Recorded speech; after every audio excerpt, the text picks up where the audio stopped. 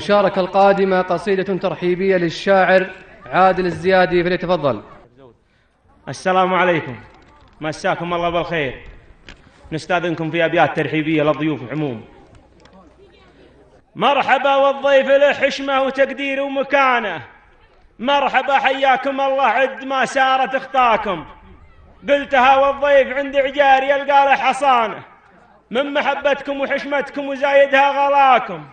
باسم ابو خالد ومعرسنا يترجمها لسانه، مرحبا في مرحبا يا لين تبلغنا رضاكم.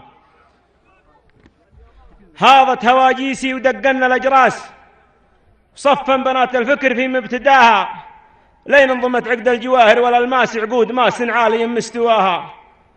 في حفلة اللي فعلته ترفع الراس، حفلة فهد تفرح عيون تراها. عرسك ما هو مثل الاعراس، عرسك تنور به كلاخ وسماها. اقولها وانا على علم واحساس انك على الهقوه ما ترجع وراها، وانت فهد للمرجله دوم نبراس عز ورافع مستواها.